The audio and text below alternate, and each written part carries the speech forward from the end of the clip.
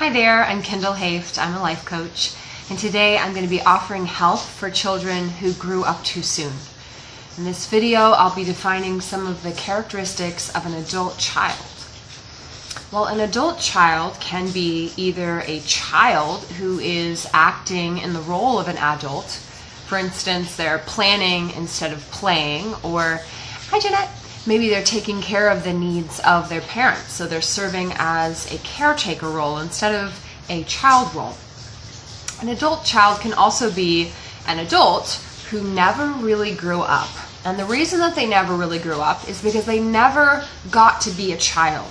They never got that part of the process where they were free to play and explore and be creative and be worry-free and not have the weight of their shoulders, the weight of the world on their shoulders, or the pressures and the performance and the responsibility all the time. So I'm going to go through some of these characteristics of an adult child, and hopefully they will help you to either better understand yourself or to better understand a loved one. Adult children judge themselves without mercy. So I had this sensation that I always had to be better, to work harder, to improve. Like there was never a period of rest where I could be happy with the achievements or the successes that I attained, that I could be happy with who I was. It was always the next thing, because see, in my family of origin, work was glorified. And so if you were working, you were good to go. But if you chose to rest or to play or to really do anything else that wasn't kind of productive in this work box, because as we know, rest is one of the most productive things we can do for our bodies, for our minds, for our emotions. We need that balance of work and rest and play to be whole, healthy, and happy human beings. But if this wasn't taught to you as a child, then you will be judgmental of yourself. You will maybe be a workaholic or maybe be a perfectionist, like what happened to me. I'm not a perfectionist anymore, thank God. But it took a period of like really being gentle with myself and owning mistakes, like knowing that they're part of reality, that as humans we make mistakes and that's okay.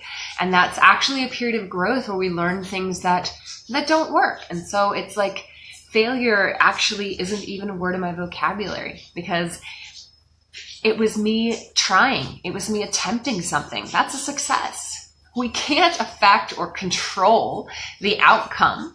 We can't control the outcome of our efforts or our passions or our efforts in the world. We can only do our part to put it out there. And what happens, happens. So we've got to stop being so hard on ourselves. We've got to stop being so critical and judgmental of our souls. But sometimes this critical perspective comes from early childhood. In my life, my grandparents were so critical that when I produced, I never felt like it was good enough. When I created something, when I did a math problem, when I brought my report card back, it could be all A's and they would nitpick the A-. So I'm bringing back 7 grades, they're all A's, and maybe there's a B. And what do you think is the first and the last comment that I hear? Maybe the only comment that I hear. It's why the B? What happened there? I thought you worked hard for that. Didn't you study enough? I thought we took care of that. Well, maybe we shouldn't have put you in gymnastics. Do you see what's happening here? And maybe you grew up in this kind of situation where you as a child were not supported, were not celebrated in the adequate ways, were not really loved verbally. Verbal love is so important. I'm a huge advocate for verbal love. And so I'll say right now that I love you guys, and I hope that you can find healing for your hearts, for your souls, that you can work through the past so that you can truly leave it behind, that you can leave all doubts, apprehensions, worries, anxiety of the future in the future, and you can bring yourself to the present moment, to the here and to the now, because that's all we really have. That's all we really can possess. We can't control the future. We can't control what happened to us in the past. And we really can't even control the present. But we can enjoy it. and we can be here now.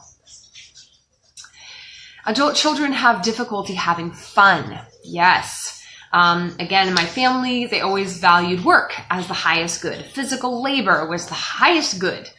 And so I don't think they saw or valued rest or play. Thus, when I was resting or playing, I felt like I was scolded, or I just never felt comfortable just sitting and watching TV or just playing, because I always felt like it was like I should have been doing something more productive. Like I should have been working. I should have been studying something. I should have been engaging my mind in some way. Another thing, my family growing up, just obsessed with the mind. And so there was always this sense of, am I striving enough? Am I learning enough? Am I being intellectual enough? Am I doing enough to be valued, to be validated in this family? Adult children take themselves very seriously. Yes. Growing up, I had to be responsible. I was the oldest of 5, and I was always kind of managing my other siblings and looking out for them. And I lived on this pressure to be the example to my siblings. And I was guilt-ridden, and guilt was a motivator. I felt like if I messed up, it was like, well, you've got to be an example for your siblings. Like, people are looking up to you. Don't you see how you're going to influence other people? Like, it's all on you. And this false shame was a sense of motivation to be harder on myself, ultimately, to do better, to be better. And so I could be better. I didn't know then that I already was. I already existed in a space of wholeness, perfection, righteousness, holiness, love, light, goodness. That's who I am. But as a child growing up, and even into my adulthood, I really felt a lot of pressure to kind of be perfect, whatever that is. As we know, that's impossible. And that's often people's idea of what perfection is defined by people's various standards. It's just a lot of pressure to not do certain things because people are going to be potentially judging you, or like if you drink beer and someone sees it, then they'll find out that they're an alcoholic and they'll become addicted, and all of that was because you took a sip of beer. Or if you wore a shirt that was immodest, some man is going to lust and going to leave his wife or become an adulterer or get into pornography because you wore a shirt showing your midriff. Like, do you see how, like, that's too much for a child? That's too much for an adult. And so for me, it's been a process of releasing all of that shit, releasing all of that stuff that's really not my responsibility. See, because you're an adult, you're an individual soul, and you are responsible for what you put into your body, what comes out of your mouth, what you put on your body. That's not my responsibility. I'm only responsible to live my life authentic to where I am and to who I am in this moment. To do the best I can reasonably and with gentleness to myself and patience to myself. I'm not going to put on the yoke again. I'm not going to labor away at taking myself so seriously that if I mess up, I feel like I wronged everyone in the world, and I feel like I caused them to stumble, and I feel like I could have, should have, would have done better. And every time I even do a success or I create something that's even positive, I'm going to celebrate that. I'm going to look at the good. I'm going to see the glass is more than half full. I'm going to rejoice in the overflow. I'm going to be grateful for the opportunity, because perfectionism, it stunts growth. Again, are you living in fear or are you living in love? If you're living in love, that's also a love for yourself. That love that you live in, it can't be limited to just those or to others. It really needs to be for yourself as well, or else that's not a whole love. That's not a holistic approach to love. That's a limited love, and limited love goes with fear.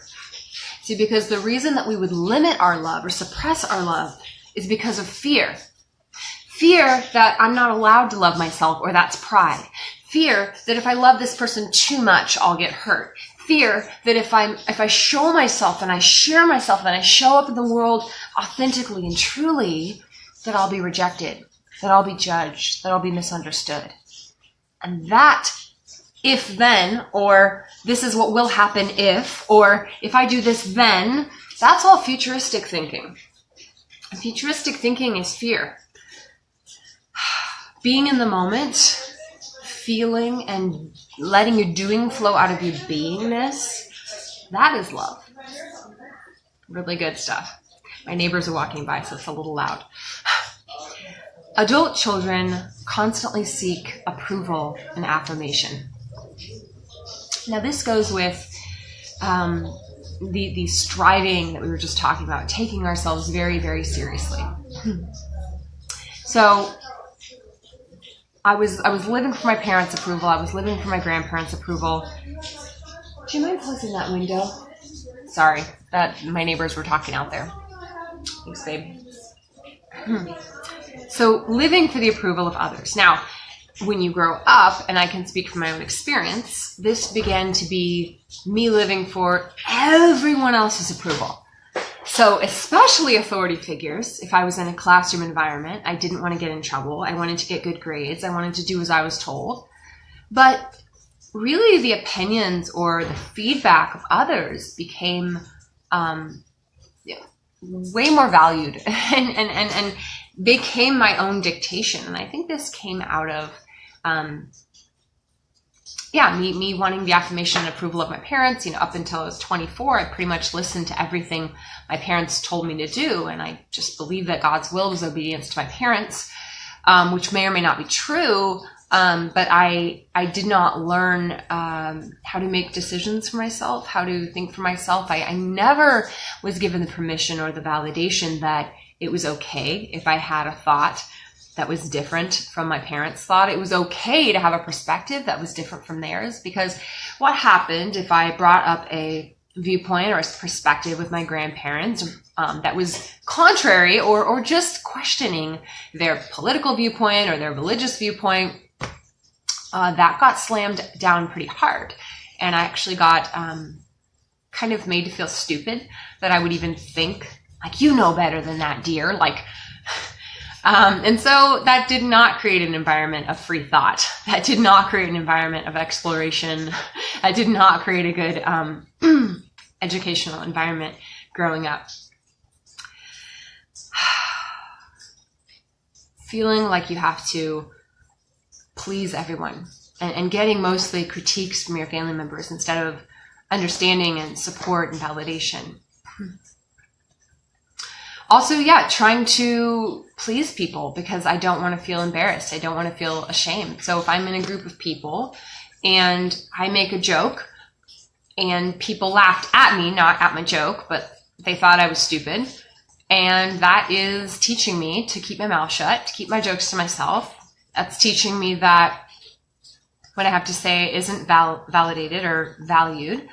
And so don't waste time expressing your own thoughts, or your own opinions, your own beliefs, because it's just going to lead to pain. It's just going to lead to hurt. I'm actually sipping a Rolling Rock right now, which I'm going to show in the video because I really am thirsty and this is the only drink that I have right next to me. But I kind of felt this sense of shame or embarrassment for drinking on this video. And I love that. I mean, I don't love that, but that I'm going to be very meta with you. That's exactly what I'm talking about. It's a fear of people being like, oh, that's unprofessional. She's drinking in her video, or oh, she drinks, and like judgment about that. So this is about living my life and not being so into people pleasing because that's such a double standard. To say like, oh, I'm not even going to get into that. Okay. Adult children are usually either super responsible or super irresponsible. Guess which side I took? I took super responsible. I was the oldest. I had a very works-based identity. So it was like, however good I could be perfect or however high I could perform, that communicated to my soul what my personal value was. So in order to feel okay about who I was always striving. I was always reaching higher, and I was always trying to be perfect because I got a lot of criticism. And it wasn't even that I was striving to be told I was okay or that I was good or that my parents or grandparents were proud of me or that they loved me. It was just that I didn't want to receive criticism again.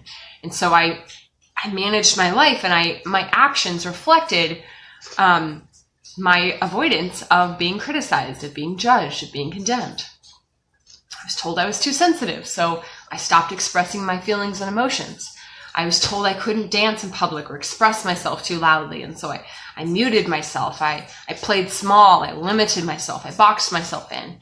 And even to this day, I'm having a lot of release work that I need in my throat chakra. If you're not into the science of chakra energies, your throat is the place where your voice speaks. And so if you have suppression in your throat chakra, it just means that you have some blockage in expressing your thoughts and your opinions, your feelings, what you think about things. It's like you're so afraid of the kickback that you don't be who you be. You don't do what you do. You don't say what you want to say. And that was something that I'm really proud of myself. I got a lot of release just from practicing, like even in the last election, being super vocal about Trump support was very scary for me. But I just did it because I know that I have a right to express how I feel. I know that I am worthy of expressing my feelings.